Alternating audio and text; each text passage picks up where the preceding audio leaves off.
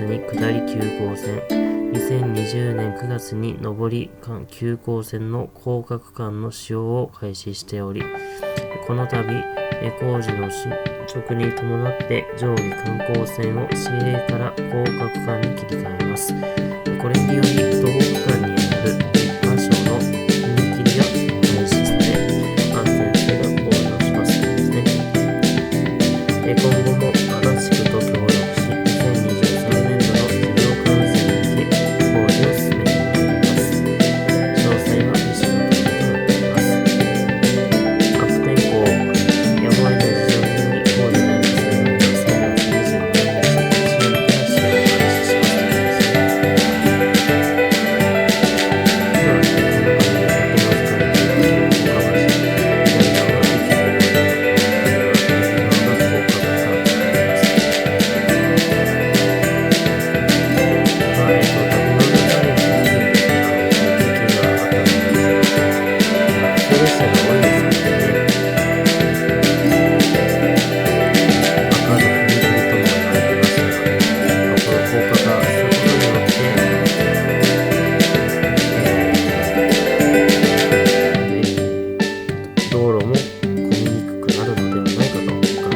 す。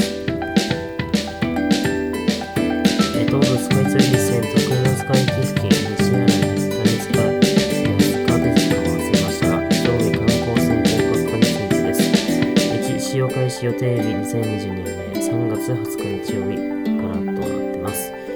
高架化区間、東武スカイツリー線西新井谷塚間、上下観光線東京メトロ日比谷線車庫との入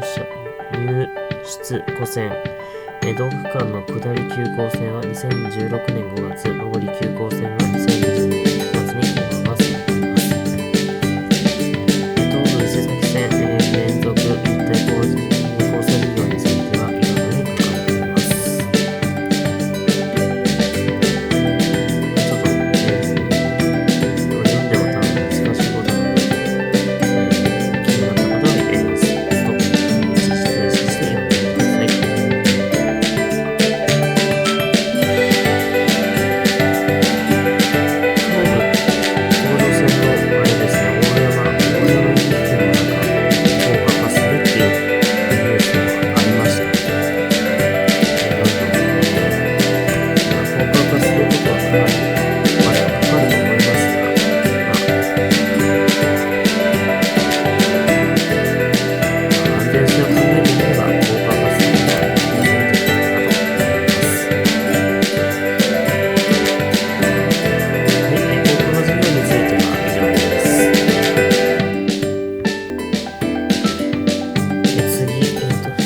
高架化工事に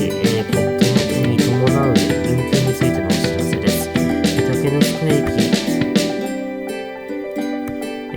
付近、上下観光線高架切り替え工事のため2020年3月19日土曜日22時40分頃から、最終列車までの間、東武スカイツリー線北千住駅から、草加一貫の上下普通観光線を運休しますということですね。上下急行線は通常通り運転しますということね。東武鉄道では足立区の都市計画事業として実施している東武伊勢崎線、連続一体交通事業における上下観光線高架切り替え工事のため2022年3月15日土曜日の22時40分頃から最終列車までの間、東武スカイツリー線北千住の草加一貫の上下観光線普通列車を運転します。北千住から草加一貫の上下急行線の列車が通常通り運転するほか、上下区間の両間までの折り返し運転や他車線への折り返しも実施します。また、上下区間ではバス振り替え輸送を実施しますが、道路の渋滞も時間にかかることを予定しています。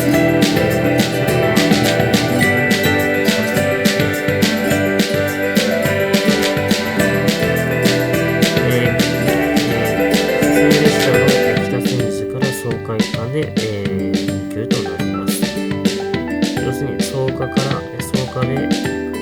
春日部東武動物公園方面で折り返し予想です。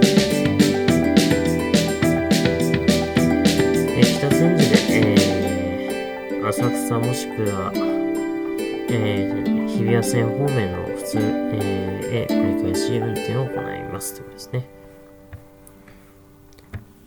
こういった情報でした。はい、今回は東武鉄道の竹ノ塚駅付近の上下観光線高架切り替え工事に関する情報でした。以上です。